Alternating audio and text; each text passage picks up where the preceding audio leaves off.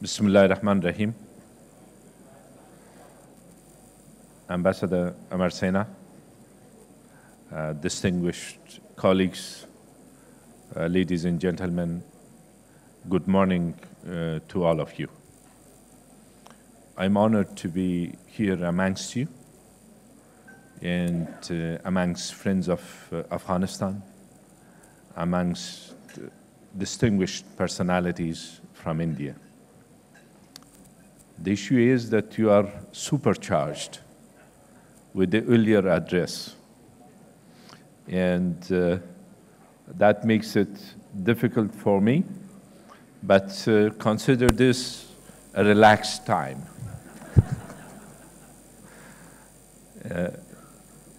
Prime Minister Narendra Modi spoke well about irreversible rise of India. We look upon India not just as an emerging economy, but a global player. And I'm proud to think myself as a friend of India.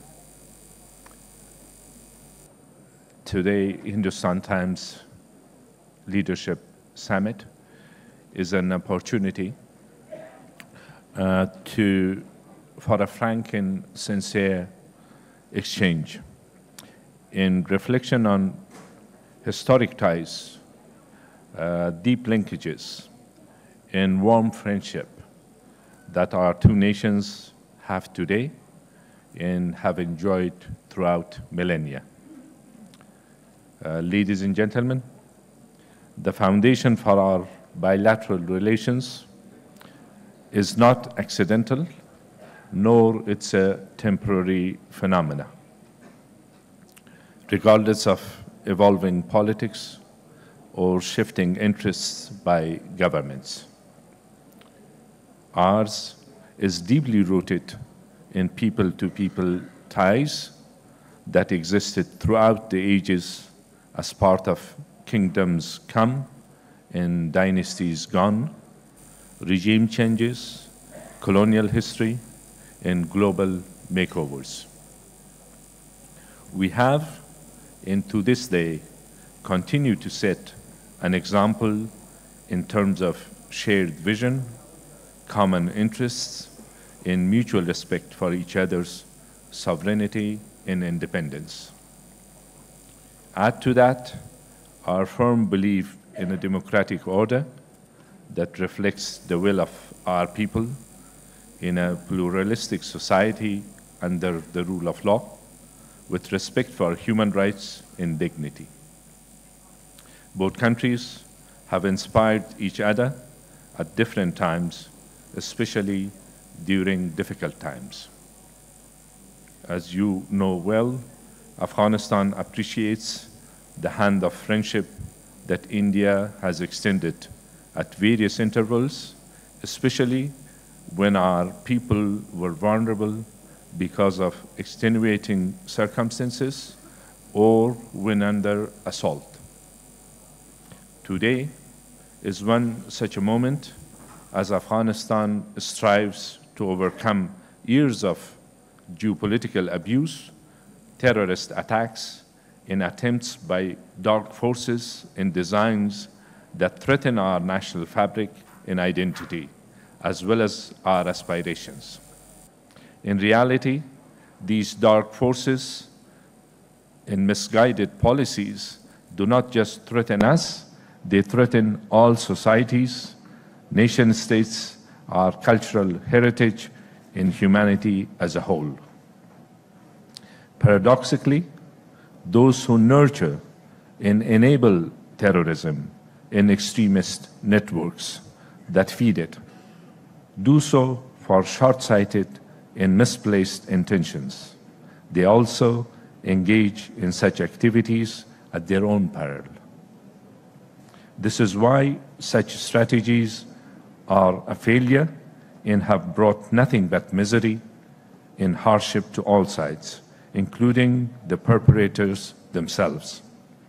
Ladies and gentlemen, in this context, the last 16 years in particular are a testament to Indian generosity and support as part of a global effort to fight terrorism, help rebuild Afghanistan, and integrate our region to global markets in new ideas by unleashing new opportunities and offering our youth hope for the future. We are particularly thankful to India's soft power generosity, which ranges from infrastructure building to opening trade routes and providing quality education to our youth. This is why India's a rising world power, not just an emerging regional economy. As part of our bilateral strategic agreement, we share a vision of peace and prosperity that is region-wide and in accordance to our global commitments. We attach great importance to resolving outstanding issues that can cause or escalate regional tensions. We owe that to the current and future generations. Meanwhile, we also have the resolve to fight for what is right, to protect our societies and way of life. We continue to be at the forefront of the fight against tyranny and terror. Whatever the label or brand, we have decided to protect our people against Talibanism in outfits that function under the same overarching umbrella and share an identical worldview.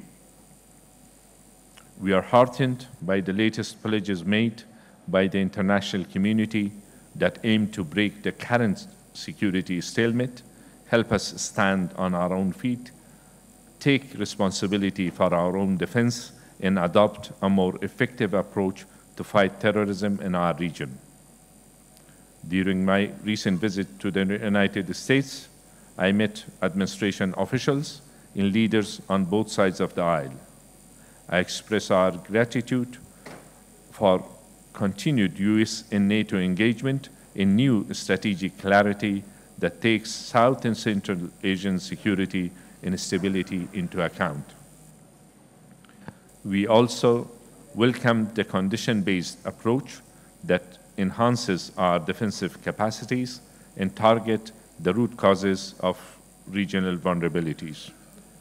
Later, during a visit to the United Nations, I informed the UN leadership of our intent to push for a just, comprehensive, and durable peace process when conditions warrant it, and all stakeholders see political dialogue as a visible option to end hostilities. Our message to other regional stakeholders has also been clear. Any type of hedging that differentiates between good and bad terrorists or fail to look at the linkages that exist between terrorists and extremist outfits or ignores state-sponsored violence and proxy warfare can have catastrophic consequences. We urge all nations affected by terrorism to boost their efforts through intelligence sharing and coordination. Heightened cooperation and dialogue can overcome misunderstandings, misperceptions, mistrusts, and spoiler tactics. Ladies and gentlemen, our efforts are forward-looking, progressive, and intended to foster peace, growth, and prosperity. This vision takes into account the God-given rights of individuals, a democratic constitutional order, basic rights and freedoms, functioning economy that unleashes human ingenuity and creativity, and a promise to uplift people from poverty, inequality, and despair. It's a journey. We are together in this journey. We have challenges and pitfalls along the way, but we are confident that we shall overcome them through resolve, teamwork, a shared moral high ground. Thank you. We will have questions from the audience, and we have 20 minutes left. Let me set the ball rolling while we wait for the questions. First of all, Excellency, they all know you, but we'll be very happy to know about your early life, because what has always intrigued me is that you were a doctor, you were practicing, in fact, you were helping the people who were injured in jihad, and that at a very young age you decided, when actually the trend was to the reverse, that most people were leaving the shores of Afghanistan looking for greener pastures. You decided to go back and join Ahmad Shah Massoud and actively involved in the jihad, and of course, rest is all history. So could you tell the audience what motivated you to do this and why, when this was really contrafactual in terms of what was then happening on the ground? Yeah. Thank you. This was during 80s, when I was studying at the Faculty of Medicine, then the Soviets invaded Afghanistan. In one morning, we saw the Soviet tanks on the streets of Kabul. And in fact, that date, there was already the communist regime in place.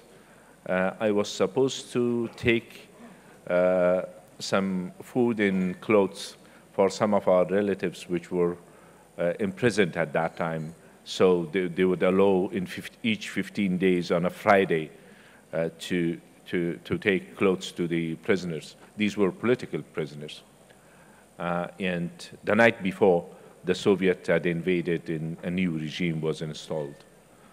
That day, I thought that life has changed for all of us, for Afghans especially, and I was thinking what to do. I was in the 3rd class in the Faculty of Medicine, Kabul University. Then I decided to continue my studies, and then graduated, then migrated. Then in 1985, I decided to join the resistance as a medical doctor. And that continued, of course, until the Soviet invasion, and then the Soviets withdrew from Afghanistan, and I stayed in the country. First years, it was mainly medical practice, doing surgeries in the caves and going on the horseback from place to place. Gradually, politics came on the way. And then 1992, we came to Kabul. Kabul was liberated from the regime. And then I continued as a spokesperson for late Ahmad Shah Massoud, which was the defense minister, our national hero. Joining the resistance, of course, was my desire, my hope.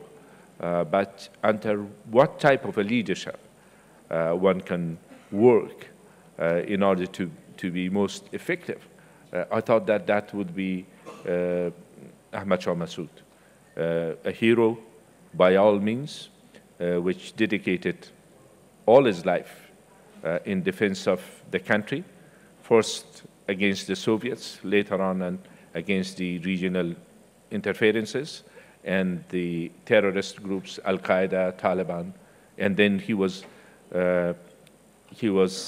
assassinated in the 9th of September 2001, and that was the first suicidal act as such against political leaders, that by Al-Qaeda, of course. Excellency, and of course, since then we have seen, well, we see actually every week a major attack in Afghanistan.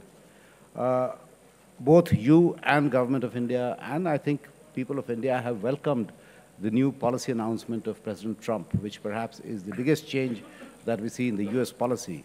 You come after nearly a 10-day-long visit to the US, and thank you for coming to India after that.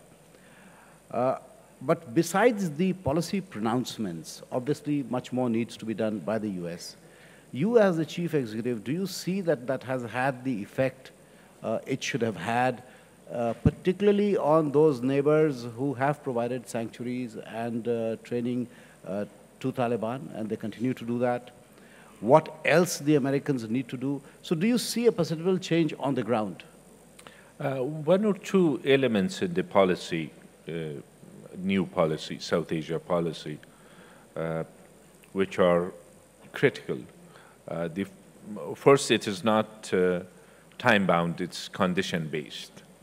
And also, the second thing is that it pays attention to the sanctuaries for the terrorist group and those who are fighting against us.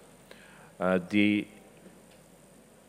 impact, the full impact, is yet to be seen. On the ground, since there will be more assets available to the RS mission and to the American forces on the ground, we already see, we are witness to the effect.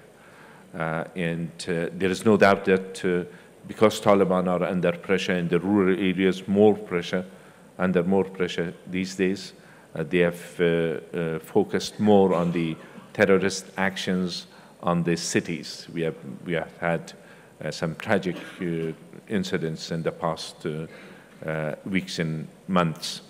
The real impact will show itself when the neighboring countries and where the sanctuaries are, they show a sincere wish and will to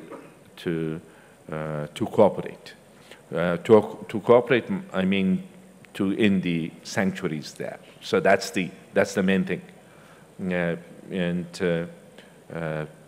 the impact on the ground, on the clarity of the policy is there, but the rest of it needs to be seen. No, thank you very much. Of course, role of neighbors is very, very important in India as well as in Afghanistan. But you have several neighbors. I know that you are leaving today for Sochi to attend the Shanghai Cooperation Organization meeting, which also brings together all the important regional countries. What we have noticed recently that suddenly there are some nuanced policy approaches of Russia, of China, of even Iran.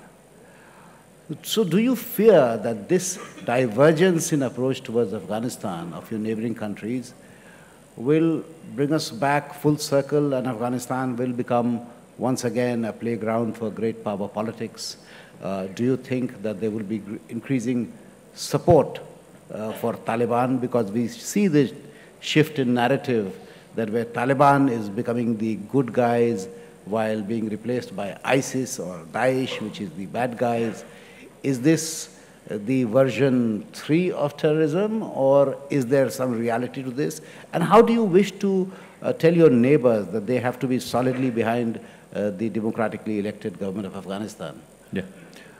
On the Taliban versus other groups, the ideology is the same, the methods are the same, brutality that they have shown against innocent civilians, those are the same. And our argument with the countries which have developed slightly different outlook towards the situation has been that, for example, for Russia, the main threat, as they say, as they consider it, it's the Daesh, and also the groups which are from Central Asian republics or Caucasus.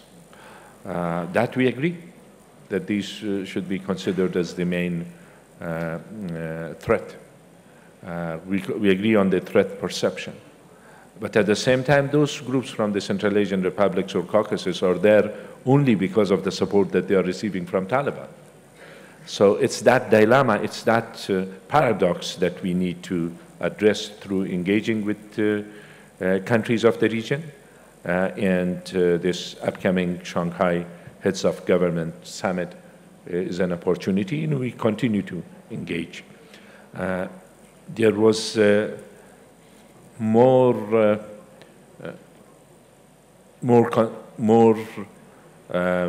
consensus would be difficult to say, but more convergence in the earlier years and we need to get back to that level with all our neighboring countries.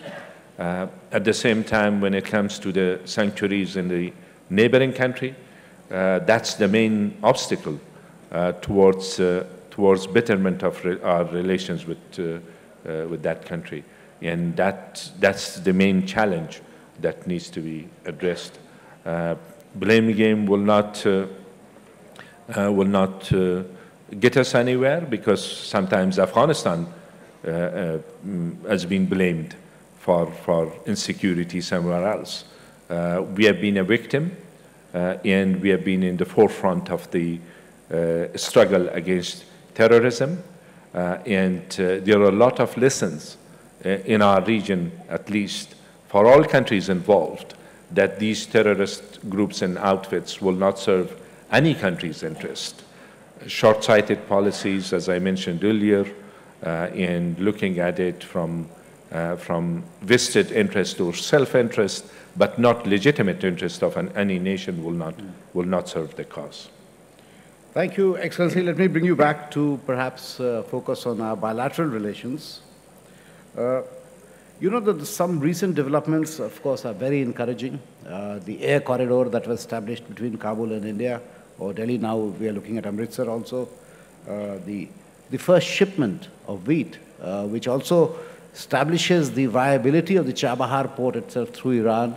Also, I think it's a game changer, because it does change the geoeconomics of the region, which unfortunately our access and your access has been blocked because of neighboring countries. How do you see, India has of course committed $3 billion now, we have spent some, we have built Salma Dam. How do you see India's role evolving? Because there is a narrative which is obviously peddled by across the border, that India is part of the problem. We feel that we are part of the solution in Afghanistan, in whatever little that we do. What do you think needs to be done more? Do you think these alternate routes that are opening up are giving a new breath of life into the Afghan economy? How do you perceive India's role in the next 5 years? Already, India has played an important role in rehabilitation of Afghanistan, also in helping Afghanistan's stabilization in terms of different aspects of India's support for the country. Infrastructure, health, education, energy, capacity building, all around. And only a few weeks ago, I was here in India. There was a Afghan-India trade fair, trade show, which hundreds of companies from both countries in private sector had participated. They made deals for investment and also for working together. And you mentioned about Chabahar corridor. It's not just an opportunity for Afghanistan and India, but it's also for Central Asian republics. They are looking forward to the full operationalization of that route. We are bound together in this, and there are a lot of opportunities in Afghanistan, including investment in natural resources, which your private sector have shown interest in it, and also the government-to-government relations and cooperations and people-to-people relations and cooperation, that continues to be at a good level. And your role as a global player, and also Prime Minister Narendra Modi's peaceful neighborhood and paying attention to the neighborhood, that our case fits into that, and the historical ties and good environment between people to people, in people to people relations, that in itself is an enabling force. And the prospects, I have no doubt in my mind that we will overcome, inshallah, our challenges. but the opportunities that are there are enormous. Sir, as the time is running out, I see that I'm getting filled with a number of questions. Choose the easier ones. Yes, let me ask a very interesting question, which of course sort of puts it in the larger context from Mr. Kaiser Shamim. If you could stand up so that Mr. Kaiser Shamim asks, does the so-called jihad wrecking all corners of the world is an outcome of the inherent Shia-Sunni strife bolstered by some powerful countries for their own vested interests? And this is particularly relevant because the reports that Afghans have been sent to Syria, there was a Fatihumi brigade which fought there, and there is a danger, and many analysts say that they may come back, and what impact it will have on Afghanistan. Excellency, we have 5 minutes, so I'll ask the other two questions also, and I'll leave it to you. Then the second related question is, in the fight against terrorism, how do you control human rights abuse? This is asked by Mr. Siddharth Vishwanathan of Hindustan Times. Elizabeth Roche has asked a question which you have already addressed, that what would make Pakistan change its own mind, and more than its mind, its policies? I guess the answer lies both in Kabul, but more importantly in Rawalpindi and the White House. And Shabad Ahmad says, do we see the transformed and modern Afghanistan by 2020? Prime Minister alluded to a new India. Do we see a new Afghanistan by 2020? So what are the timelines when you think the situation would be more amenable, where Indians can go back for their honeymoon and vacation trips to Kabul? I will take it from that 2020 part. Already there are changes there as well, to the extent that I could follow Prime Minister Modi. He spoke about irreversible changes, which is a promise not just for the people in India, but also for the region and also worldwide. In our country as well, there are irreversible changes, including the democratic rights of the people. You reminded me during your introductory remarks about the 2 rounds of elections. Don't remind me too much about it.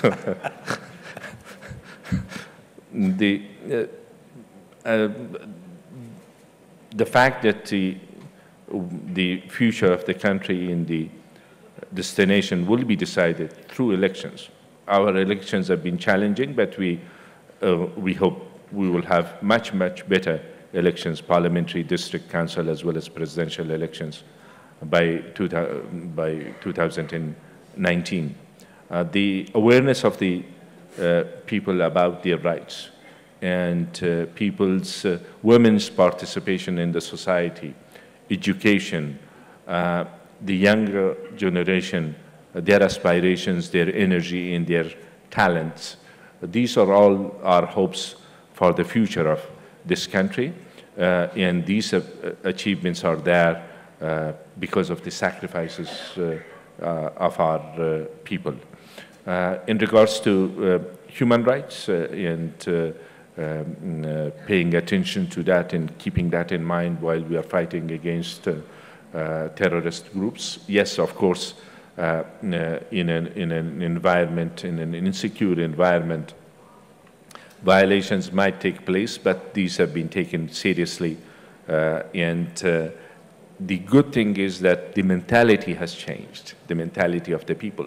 While there were times that violation of rights, women's rights or human rights, would not be considered as violation or something negative. Today that has changed, and the people are raising their voices. When it comes to the earlier question about Shiite-Sunni rivalries, the good thing about Afghanistan is that our people have lived throughout their existence in the country, Shiite, Sunni, different ethnic groups in harmony. At times, the countries have utilized this for their own interest, pursuit of their own interest, and that has led to to tensions within the country, but as a whole, the nation, the Afghan people, they understand that their best interest in survival in future depends on living together in peace. And we are living together in peace within and without is our hope. And we don't expect any Afghan to fight anywhere for any cause outside Afghanistan. Well, in Afghanistan, within Afghanistan, the war has been imposed upon us. And we have to defend our rights.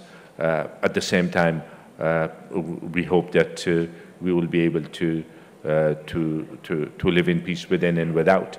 What takes another country to change views? I think one fundamental decision not to use terrorist groups as an instrument for achieving foreign policy objective. Once that's there, then I think we will see a fundamental change. Well, thank you very much. Time is really up. One very interesting question came, Excellency, which I will quickly refer that. What are the three main reasons why aid has remained ineffective in the last 15 years? This is somebody from World Bank. I would, rather than you answering the question, I would refer him to the famous book, Fixing Failed States by President Ghani, and that would give you all the reasons why aid has been ineffective. Well, thank you very much. We have taken, thank you for coming. I know that between the visit to US and to Moscow, you took time to come to Delhi, and we are always most welcome, and I hope the audience is enlightened. You can rest assured that the public opinion in India, as well as the leadership, remains fully committed to Afghanistan. But of course, today I don't speak on behalf of the government, but I sense that that commitment to help Afghanistan remains very, very strong. Thank you, and thank you for your friendship and India's friendship. Thank you very much, Mr. Sinha and Dr. Abdullah. May I request Mr. Rajiv Verma, CEO, Hindustan Times, to please come up and present a token to Dr. Abdullah.